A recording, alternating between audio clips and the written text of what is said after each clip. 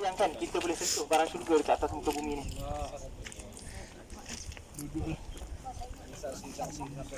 Okey, baik, jom. Boleh kita mulakan Cik ada batu ni. Cik.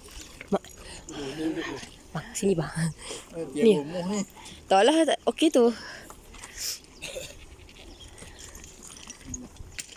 Okey, baik, kita mulakan Semua dengar Ujung sana Haji dengar. Haji dengar, datang. Okey, baik. Bismillahirrahmanirrahim. Assalamualaikum warahmatullahi wabarakatuh. Waalaikumsalam. Allahumma salli ala Sayyidina Muhammad wa ala ali Sayyidina Muhammad. Jadi sekarang ni kita berada di antara salah satu tempat yang Allah muliakan dekat atas muka bumi, iaitu tempat ni lah adalah tempat syurga, iaitu bukit syurga Allah SWT. Memang bukit di belakang ni, tapi ni kaki dia tuan-tuan. Kaki bukit maksudnya apa? Tetap juga sebahagian daripada bukit syurga Allah SWT. Nak cerita apa? Allah ni muliakan Nabi tuan-tuan. Allah letakkan banyak barang syurga dekat Madinah berbanding tempat-tempat lain tuan-tuan. Kalaulah kita kata Mekah, Allah muliakan Mekah dengan apa? Dengan ada Kaabah, kita kata kiblat umat Islam betul. Tapi Madinah ni Allah muliakan Madinah sebab Nabi banyak sangat-sangat barang syurga yang ada dekat Madinah. Antaranya kita ada apa? Kita ada taman daripada taman-taman syurga, iaitu Raudhah yang tuan-tuan masuk. Kemudian kita ada, yang kedua kita ada Baqi' Gharqad juga barang syurga. Kemudian kita ada apa? Kita ada bukit syurga yang ada, yang kita pijak sekarang ni adalah bukit syurga tuan-tuan. Kemudian kita ada buah syurga. Yang buah syurga ni saya yakin tuan-tuan semua dah makan dah. Iaitu buah kurma ajwa. Ajwa Madinah. Iaitu berasal daripada syurga Allah Subhanahu Wa Taala. Kemudian kita ada apa? Kita ada lagi iaitu wadi syurga. Wadi ni apa dia? Laluan air yang ada kat syurga, nama dia wadi. Wadi syurga yang ada dekat Madinah, nama dia Wadi Buthan. Kemudian kita ada apa lagi? Kemudian kita ada telaga syurga. Telaga syurga yang kita akan ziarah, dia akhir ziarah kita ini. Yang mana telaga syurga ni yang saya sebutkan, sebelum ni air dia tak boleh minum. Maksudnya apa? Tak ada air, dia kering. Tapi sekarang dia baru buka lebih kurang seminggu yang lepas, dia buka dan kita boleh minum air telaga syurga yang bernama Telaga Ghors. Kisah dia nanti kita cerita. Kita cerita tentang Uhud kat sini. Bayang tuan-tuan. Jadi tuan-tuan syukur. Kali ni kita syukur tuan-tuan. Syukur dengan izin Allah SWT. Jadi baik, kita nak cerita tempat kita ada sekarang ni. Tuan-tuan, tempat ni adalah sambungan daripada kisah peperangan Uhud yang kita dengar sebelum ni. Jadi tuan-tuan, yang saya tak nak cerita dah tentang peperangan Uhud. Yang mana Ustaz, Masya Allah, Ustaz dah cerita panjang dah. Kita kata terbaik dah. Cuma saya nak, kita kata selitkan sikit saja. Saya nak selitkan sikit saja yang mana peperangan Uhud ni tuan-tuan, kita biasa dengar perang Uhud ni. Tentera, kita kata Nabi, sahabat yang Nabi tempatkan 50 orang dekat atas Bukit Manah tu, turun betul. Kita biasa dengar sahabat tu turun. Sebab apa? Ingkar arah Nabi betul. Kita biasa dengar macam tu. Jadi kita nak betulkan balik tuan-tuan. Sahabat yang mana Nabi tempatkan dekat atas tu, Nabi pesan, jadi macam mana sekalipun, kalah ataupun menang, jangan sekali-kali turun. Tapi sahabat turun juga. Jadi kita nak betulkan balik, sahabat turun tu bukan sebab ingkar arah Nabi. Sebab apa? Sahabat salah faham akan arah Nabi. Tuan-tuan, saya nak tanya, logik ke sahabat yang turun sebab ingkar arah Nabi, kemudian mati, kemudian syahid? Bila mana syuhada Uhud ni, Allah jamin apa? Allah jamin syurga, betul. Logik ke ingkar arah Nabi kemudian dapat syurga Allah SWT? Tak logik, betul. Jadi nak cerita apa dekat sini? Nak cerita sahabat sebenarnya bukan ingkar, tapi ulama' sebut apa? Sahabat salah faham akan arah Nabi. Itu pegang sampai bila-bila. Boleh. Kemudian yang kedua tuan-tuan, yang kedua, dalam peperangan Uhud ni kita biasa dengar kita kalah, betul. Jadi tuan-tuan, yang saya belajar dan yang saya pegang sampai bila-bila, yang mana perang Uhud ni kita menang tuan-tuan. Sebab apa? Ada peristiwa bersambung dekat sini. Benarlah kalau kita kata berakhir dekat sana, maka kita kalah tuan-tuan. Tapi kalau berakhir dekat sini, maka kita menang. Kisah dia macam mana? Ketika mana fasa yang kedua ni, masa tentera Islam diserang secara habis-habisan, apa yang berlaku? Masa itulah syahidnya 70 orang syuhada Uhud. Masa tentera Islam diserang secara habis-habisan, Nabi kena pukul tuan-tuan. Nabi kena tumbuk, Nabi kena pukul. Sampaikan apa? Patah gigi-gigi Nabi. Sampaikan sakit belakang Nabi. Nabi mengadu dekat sahabat, sakit belakang selama berminggu-minggu. Kemudian pada fasa ni jugalah tuan-tuan, fasa yang kedua, Nabi kena serang sampai hampir wafat tuan-tuan. Nak cerita sahabat, apa yang sahabat buat ni bila nampak Nabi kena macam ni? Antaranya Mus'ab bin Umair. Mus'ab bin Umair, dia buat apa tuan-tuan? Mus'ab bin Umair ni dia pegang bendera Islam, panji Islam. Dia pegang, kemudian dia angkat, dia takbir, dia lari tuan-tuan. Allahu Akbar. Dalam dia lari tu, tentera kafir kejar Mus'ab bin Umair. Tentera kafir kejar, dapat tangkap Mus'ab bin Umair. Maka dapat tangkap, sap, dipotong tangan kanan Mus'ab bin Umair. sap potong tangan dia pegang bendera, maka jatuhlah bendera dan juga tangan kanan Mus'ab bin Umair. Tapi sahabat ni nak cerita tuan-tuan, iman sahabat. Mus'ab bin Umair dia buat apa? Dia ambil bendera yang jatuh tadi dengan tangan kiri pula, dia angkat lagi, dia takbir lagi, Allahu Akbar. Kemudian dipotong pula tuan-tuan, sap, dipotong tangan kiri Mus'ab bin Umair. Jatuhlah bendera, tak ada tangan kanan kiri, betul? Apa ni cerita sahabat? Apa yang Mus'ab bin Umair buat? Dia ambil bendera guna mulut dia tuan-tuan. Dia ambil bendera guna mulut dia, disebut dalam kitab Rahiqil Makhtum. Mus'ab bin Umair ambil bendera guna mulut dia, kemudian letak di celah tengkuk ni. Sebab apa? Tangan dah tak ada. Kemudian bila letak macam ni tuan-tuan, tak lama lepas tu sap, dibunuh Mus'ab bin Umair. Bila mana dibunuh Mus'ab bin Umair, maka jatuh Mus'ab bin Umair. Tentera kafir pun menjerit tuan-tuan, Muhammad dah mati, Muhammad dah mati. Kenapa Muhammad? Kenapa Nabi? Sebab apa? Muka Mus'ab bin Umair ini ada iras-iras Nabi SAW. Maksudnya tuan-tuan, Mus'ab bin Umair ni dia bukan buat satu kerja, dia dua kerja. Kerja yang pertama, dia jaga Islam, betul? Pegang bendera ni, panji Islam ni, tanda kekuatan ni. Yang kedua, dia lindung Nabi tuan-tuan. Maksudnya apa? Dia alihkan perhatian. Kalau kita perasan sebenarnya, bila dia tengok Nabi kena serang, dia lari untuk alih perhatian. Sebab muka dia ada iras Nabi. Mesti kita kata orang yang tak kenal, dia akan terus ingat Nabi, kejar. Sebab itulah tentera kafir kejar Mus'ab bin Umair tuan-tuan. Jadi Mus'ab bin Umair ni mati atas sebab apa? Jaga Islam dan juga jaga Nabi SAW. Kemudian nak cerita, masa Nabi kena serang tu, kita kata dekat sekeliling Nabi ada lebih kurang 9 orang. 9 orang, 2 orang Muhajirin, 7 orang Ansar. Muhajirin ni orang asal Mekah. Ansar ni orang asal Madinah. Jadi tuan-tuan, dalam sahabat dia tengah lindung Nabi, kepung Nabi ni supaya mana-mana serangan sebelum kena je Nabi, kena sahabat dulu. Maka dalam ramai-ramai sahabat 9 orang tu, seorang nama dia Talha bin Ubaidillah. Tuan-tuan, Talha buat apa tuan-tuan? Talha dia peluk Nabi SAW. Talha peluk Nabi. Bila mana Talha peluk Nabi, mana-mana serangan tak kena Nabi, kena dia dulu. Disebabkan itulah dekat badan Talha ada 70 libasan pedang tuan-tuan. Bukan pisau, libasan pedang. Tapi Talha tak mati tuan-tuan. Nak cerita, bila dia kena macam tu, dia ada dua rasa dalam hati dia. Yang pertama, dia rasa gembira sangat-sangat. Yang kedua, dia rasa sedih sangat-sangat. Kenapa dia gembira? Sebab dia dapat lindung Nabi SAW. Bayangkan tuan-tuan, kalau Talha tak peluk Nabi, boleh jadi Nabi tak ada tuan-tuan. Kemudian yang kedua, kenapa dia rasa sedih? Padahal dah lindung Nabi, betul? Dia rasa sedih sebab dia tak mati demi Nabi tuan-tuan. Macam Mus'ab bin Umair tak dimati sebab demi Nabi, betul? Tapi dia tak jadi macam Mus'ab bin Umair, tak jadi macam sahabat-sahabat lain, lindung Nabi sampai mati. Dia tak dapat benda tu. Tapi Allah muliakan Talha bin Ubaidillah. Sampai ke Nabi cakap apa tuan-tuan? Nabi isytihar ni, kamu nak tengok orang mati tapi tengah berjalan, tengah hidup dekat atas muka bumi ni, kamu tengoklah Talha bin Ubaidillah. Dan nampak tuan-tuan, sahabat ni bila mana buat macam tu sekali, berkorban sayang dekat Nabi sampai macam tu sekali, Allah bagi apa? Allah bagi syurga tuan-tuan. Mus'ab bin Umair mati masuk Uhud, betul? Syuhada Uhud masuk syurga. Talha bin Ubaidillah lindung Nabi sampai macam tu sekali. Antara Talha bin Ubaidillah antara salah seorang daripada 10 sahabat yang dijamin syurga Allah SWT. Kemudian tuan-tuan, nak kongsikan dekat sini, dan sahabat lain juga ni.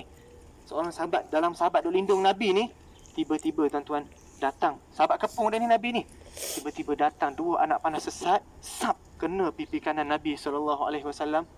Maka mengalirlah darah di pipi mulia Nabi SAW. Jadi sahabat-sahabat yang ada dekat sekitar Nabi tu, antaranya siapa? Sayyidina Abu Bakar. Sayyidina Abu Bakar ni nak cepat-cepat nak buang anak panah dekat pipi Nabi ni. Abu Bakar nak pergi, tapi ditahan oleh seorang sahabat yang nama dia apa? Abu Ubaidah bin Jarrah. Tuan-tuan, Abu Ubaidah bin Jarrah ni, dia tahan Abu Bakar. Dia kata, wahai Abu Bakar, ramai-ramai engkau dah dapat dah kemuliaan dengan Nabi. Sebab apa? Sahabat ni sebenarnya kenapa sayang macam tu? Nak dapat kemuliaan dengan Nabi ni, nak dapat sayangnya sahabat dekat Nabi. Tapi Abu Ubaidah kata, engkau dah dapat dah kemuliaan dengan Nabi. Ramai-ramai sahabat Nabi pilih engkau untuk hijrah daripada Mekah ke Madinah, betul? Siapa yang Nabi pilih? Abu Bakar, betul, untuk hijrah daripada Mekah ke Madinah.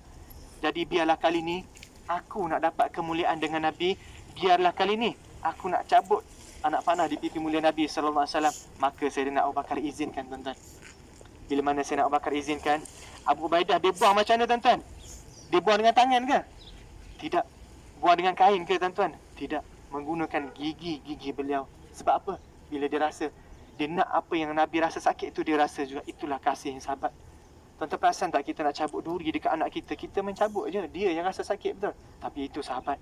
Sahabat gigit tuan-tuan, disebut dalam kitab tak tercabut satu pun anak panah melainkan patah satu gigi Abu Ubaidah. Maknanya Abu Ubaidah buang perlahan-lahan tuan-tuan, digigit, buang perlahan-lahan, tercabut satu anak panah, maka patah satu gigi Abu Ubaidah.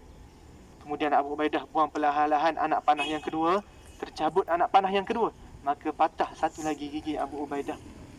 Tuan-tuan, bila mana tercabut anak panah, patah gigi Abu Ubaidah, maka mulut Abu Ubaidah berdarah, betul? Darah dalam mulut Abu Ubaidah, darah dia saja ke? Tidak bercampur dengan darah Nabi SAW. Apa yang Abu Ubaidah buat tuan-tuan? Abu Ubaidah telan darah Nabi tuan-tuan. Bila mana Abu Ubaidah telan, maka Nabi isytihar. Nabi kata apa? Haram meneraka akan Abu Ubaidah, kerana dalam badan dia darahnya bercampur dengan darah aku. Allah Akbar. Nampak tak tuan-tuan? Nak cerita apa? Buatlah segala benda. Sahabat buat segala benda berkaitan dengan Nabi, betul? Sayang Nabi sangat-sangat, betul? Maka Allah kurniakan syurga tuan-tuan buat sahabat. Kita ni tuan-tuan, tuan-tuan perasan tak kita ni habis duit ribu-ribu ni? Bukan saja-saja ni tuan-tuan. Kita habiskan duit ribu-ribu ni tujuan apa? Untuk ziarah Nabi. Bayangkan tuan-tuan, ziarah Nabi ni ada kaitan tak dengan Nabi? Ada kaitan. Mudah-mudahan ini menjadi asbab untuk kita masuk syurga. Sebab apa? Bila buatlah segala benda, bila ada kaitan dengan Nabi, yakinlah Allah akan muliakan tuan-tuan. Maksudnya apa? Maksudnya tuan-tuan, kalaulah kita kata antaranya puji Nabi, betul? Bayangkan, pernah tak kita dengar puji Nabi sampai orang kata syirik tuan-tuan? Allah jahatnya kita tuan-tuan. Puji Nabi sampai syirik, bayangkan. Kalaulah puji Nabi ni syirik, maka sahabat-sahabat yang sanggup mati demi Nabi jauh lebih syirik tuan-tuan. Tapi benda itu tak berlaku tuan-tuan. Sahabat yang sanggup mati demi Nabi, bahkan Allah bagi syurga. Ni apatah lagi kita. Kecil sangatlah kalau kita kata sekadar kita punya puji Nabi, berqasidah puji Nabi, itu sangat-sangat kecil tuan-tuan berbanding dengan kasih sayang sahabat. Jadi itulah pesanan saya tuan-tuan. Kalau kita kata nak puji Nabi, nak berselawat, nak berqasidah, buat je tuan-tuan. Sebab apa? Itu adalah yang terbaik tuan-tuan. Setiap benda yang kita buat, kalaulah mengingati Nabi, maka itu yang terbaik. Bayangkan tuan-tuan, kalau kita menitiskan air mata kita untuk Nabi, maka kita nanti akan jadi orang yang berbahagia dekat akhirat nanti tuan-tuan. Jadi itu. Kemudian kita nak kongsi dekat sini, bila mana tentera Islam kena serang ni tuan-tuan, Nabi tak tahu dah yang mana hidup, yang mana mati dah ni, yang mana dah syahid. Maka Nabi tuan-tuan, Nabi ambil keputusan nak buat apa? Nak berlindung dekat kawasan sini. Maksudnya tuan-tuan, perang berlaku sana, betul? Perang berlaku sana, kemudian apa yang berlaku? Nabi kumpulkan sahabat yang mana adanya ni, ada untuk berlindung dekat kawasan sini. Tuan-tuan, sebelum kita masuk simpang ni, ada satu sekolah belah sana, seberang jalan. Maksudnya, kalau peta dia lebih kurang macam ni lah. Jalan raya simpang kita masuk, ada sekolah, kemudian tempat perang dekat sana, Bukit Manah. Boleh bayang Jadi, Nabi dibawa untuk berlindung dekat kawasan sini. Dalam perjalanan, masa tu Nabi walaupun kena serang, Nabi masih lagi boleh berjalan tuan-tuan. Nabi masih lagi boleh berjalan. Dalam perjalanan nak sampai sini, Nabi lalu sekolah yang saya sebutkan tadi, betul-betul dekat seberang jalan tu. Dalam perjalanan Nabi nak sampai sini, Nabi jatuh ke dalam lubang yang mana digali dalam tuan-tuan.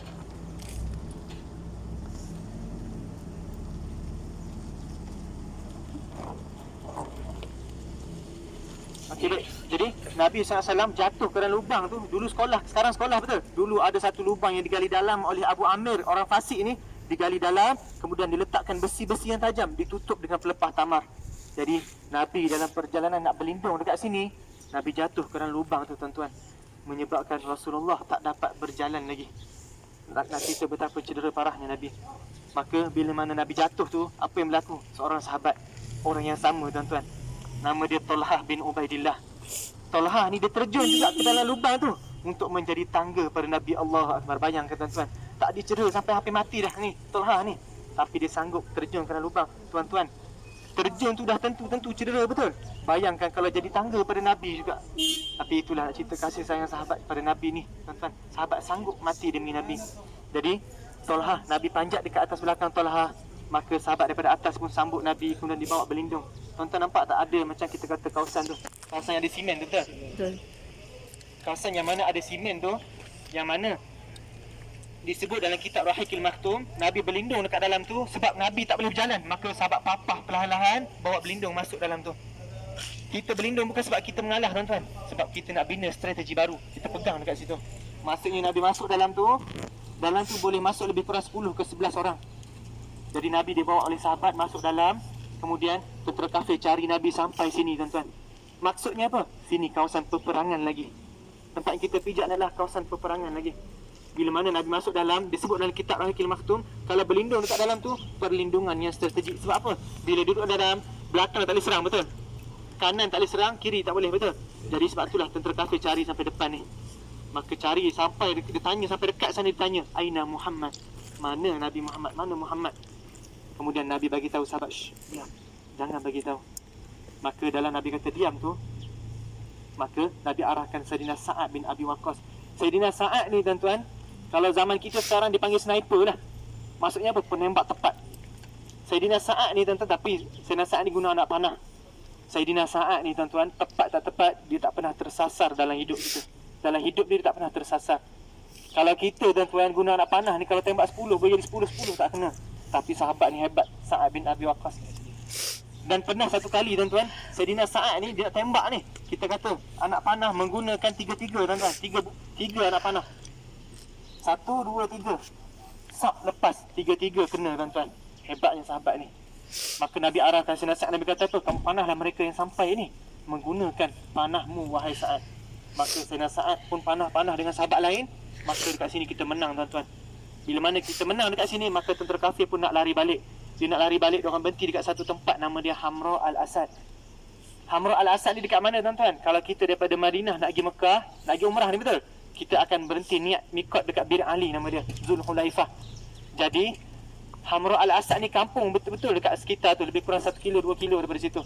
Jadi tentera kafir ni dia berhenti situ, dia bincang balik, kita kena serang balik Islam. Bila dia berhenti nak serang Islam, dia bincang, Nabi dapat tahu tuan-tuan. Nabi dapat tahu, maka Nabi arahkan Sayyidina Ali dan sahabat-sahabat lain yang masih boleh berperang lagi. Serang. Bila mana jumpa depan-depan dekat Hamra Al-Asad tuan-tuan, tentera Islam sampai, tentera kafir. Maka masa tu tuan-tuan, Allah campakkan rasa ketakutan dalam hati orang kafir. Menyebabkan apa? Tak ada berani sangat. Bila mana sampai je tentera Islam, terus lari balik. Dari lari balik tu memang dah tak patah balik, terus balik ke Mekah. Nak cerita apa? Berdasarkan peristiwa itulah kita sebenarnya menang dalam peperangan Uhud. Kalau benar, kalau kita kata kalah, pandangan yang mengatakan kita kalah mungkin berakhir dekat sini. Tapi yang kita belajar, yang saya belajar, yang saya pegang, yang kita pegang, kita menang dalam perang Uhud berdasarkan peristiwa Hamra Al-Asad ni.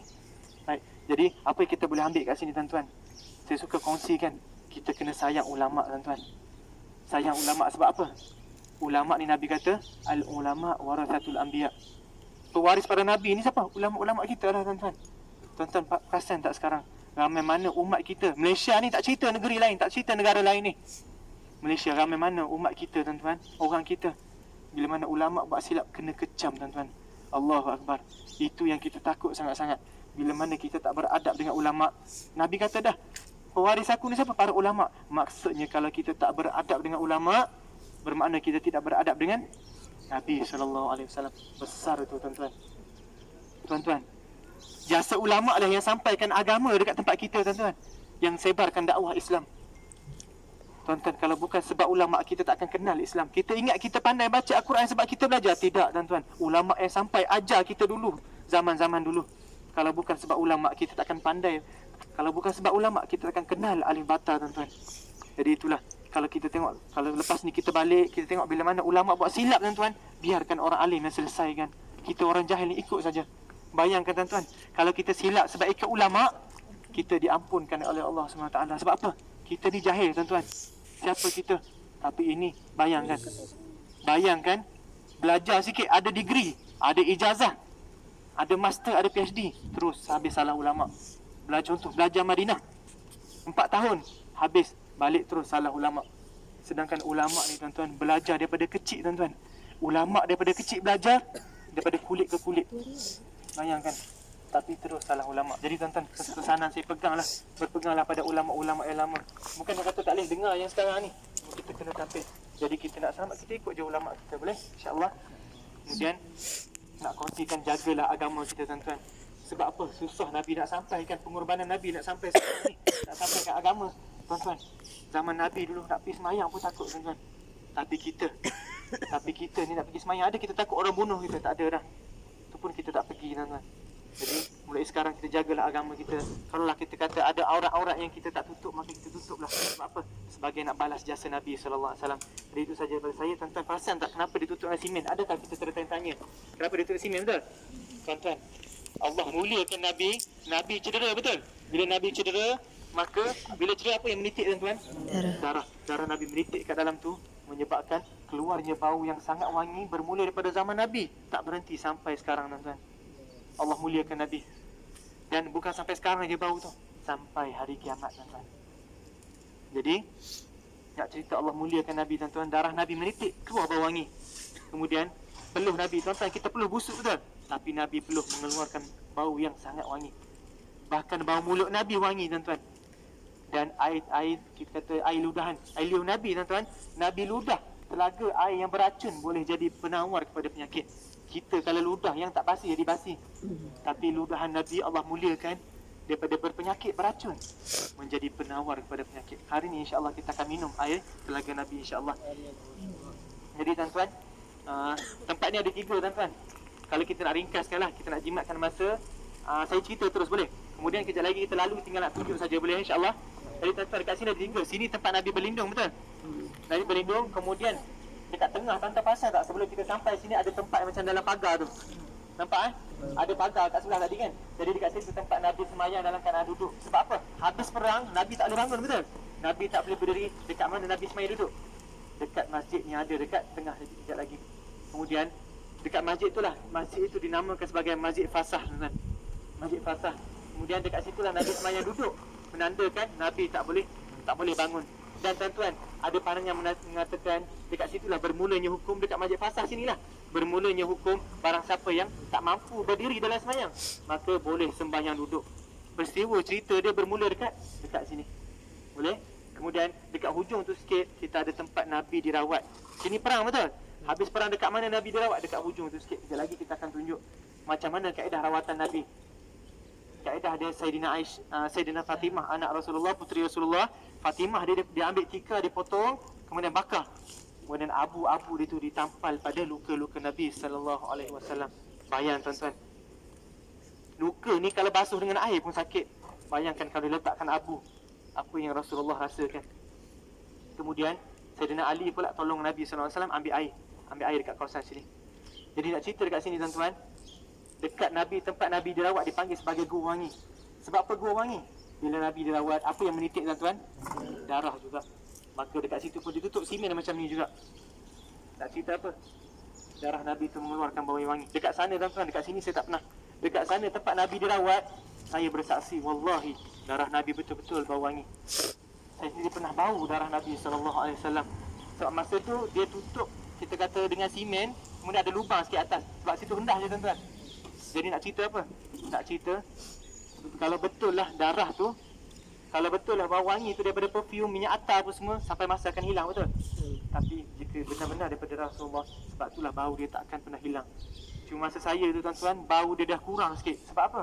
Dah bercampur dengan bau simen, bercampur dengan bau besi, BRC apa semua tu, maka bau wangi tu dah berkurang. Tapi yang penting masih lagi berbau wangi, tuan-tuan. Itu. Jadi selesai kita punya ziarah kat sini, InsyaAllah kita bacakan doa, Ustaz. Bacakan doa. Sebelum tu kita hadiahkan Fatihah, insyaAllah. Okey, hadiah Fatihah kita ni kita niat kepada hadiahkan kepada Nabi SAW, kemudian para syuhada Uhud, kemudian sahabat-sahabat yang mana terlibat, kemudian siapa yang pernah menziarahi tempat ni. Ila hadrati nabiyina Muhammad sallallahu alaihi wasallam wa ila Abi Bakar wa Umar wa Uthman wa Ali wa anis sahabati ajma'in. وخصوصا إلى شهداء أحد وإلى من عمر بهذا المكان وإلى من سكن في هذا المكان بسر الفاتحة.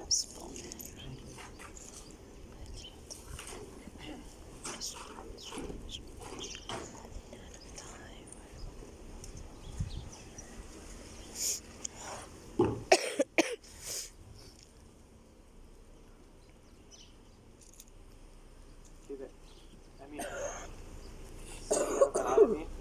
Jadi tuan-tuan kita doa sikit Ustaz. A'udzubillahi minasyaitonirrajim. Bismillahirrahmanirrahim. Alhamdulillahirabbil alamin wassalatu wassalamu ala asyrafil anbiya'i wal mursalin wa ala alihi wa sahbihi ajma'in. Ya Allah, ya Tuhan kami, Engkau ampunkanlah dosa kami ya Allah. Engkau ampunkanlah dosa kedua ibu bapa kami, ya Allah. Engkau ampunkanlah dosa isteri dan anak-anak kami, ya Allah. Engkau ampunkanlah dosa ahli keluarga kami, ya Allah. Engkau ampunkanlah dosa sahabat kami dan guru-guru kami, ya Allah. Engkau ampunkanlah dosa seluruh kaum muslimin dan muslimat wal muslimin. Sesungguhnya Engkaulah yang maha penerima akan segala doa, ya Allah. Ya Allah, Engkaulah yang maha pengampun akan segala dosa, ya Allah. Ya Allah, ya Rahman, ya Rahim. Ya Allah, kami banyak buat dosa kepadamu, ya Allah. Ya Allah, kami zalim dengan Engkau, ya Allah. Kami zalim dengan diri kami, ya Allah. Kami lalai dalam mentaatimu, ya Allah. Ya Allah, dengan keberkatan tempat ini, ya Allah, dengan keberkatan Nabi SAW, dengan kemuliaan Nabi SAW, maka Engkau ampunkanlah dosa kami yang banyak ini, ya Allah. Engkau kurniakanlah kami kesihatan tubuh badan, ya Allah. Engkau jadikanlah tubuh badan kami ini, ya Allah, taat kepadamu, ya Allah. Ya Allah, Engkau mudahkanlah segala urusan dunia akhirat kami, ya Allah. Ya Allah, Engkau jadikanlah ziarah kami ini, ya Allah, ziarah kami semata-mata untukmu, ya Allah, semata-mata untuk menambah rasa cinta kami pada Nabi kami, ya Allah. Engkau jadikanlah ziarah kami ini, ya Allah, asbab untuk kami mendapat syafaat Nabi kami, ya Allah. Kami harap sangat-sangat syafaat Nabi kami, ya Allah. Mudah-mudahan dengan syafaat Nabi kami dapat bantu kami masuk dalam syurga-Mu. Dalam Quran banyaknya dosa kami kepadamu, ya Allah. Ya Allah, ya Allah, ya Allah, Kau terimalah akan segala doa kami, ya Allah. Kau terimalah akan doa dan hajat kami, ya Allah. Ya Allah, Engkaulah yang maha penerima akan segala doa. Istajibillahumma du'aana, ya Allah. Istajibillahumma du'aana, ya Rahman. Istajibillahumma du'aana, ya Rahim. Ya Allah, Engkau jadikanlah ibadah umrah dan ziarah kami ini, ya Allah, ibadah umrah dan ziarah yang terbaik dalam hidup kami, ya Allah. Umrah dan ziarah yang mana dapat membantu kami untuk masuk ke dalam syurga-Mu dan bertemu dengan Nabi SAW. Ya Allah, ya Allah, ya Rahman, ya Rahim. Rabbana taqabbal minna du'aana, ya Allah, wa salatana, ya Allah, wa hajatana, ya Allah, wa niyyatana wa a'malana, innaka antas samiul alim. Wa tub alaina ya maulana, innaka antat tawwabur rahim. ربنا آتنا في الدنيا حسنة وفي الآخرة حسنة وقنا عذاب النار. صلى الله على سيدنا محمد وعلى آله وصحبه وسلم والحمد لله. آمين آمين يا رب العالمين. Jadi insyaAllah tuan-tuan, okay, jadi apa yang saya boleh kongsikan, tempat bila sampai tempat yang kita terdekat, lebih-lebih lagi tempat yang ada kaitan dengan Rasulullah, jangan berhenti berdoa, banyakkan berdoa. Boleh insyaAllah. Lepas ni banyak lagi tempat ni. Kalau boleh tuan-tuan berdoa sekejap pun tak apa dah. Yang penting jangan tinggal berdoa. Boleh insyaAllah. Muslimin buka kasut, rasanya sikit batu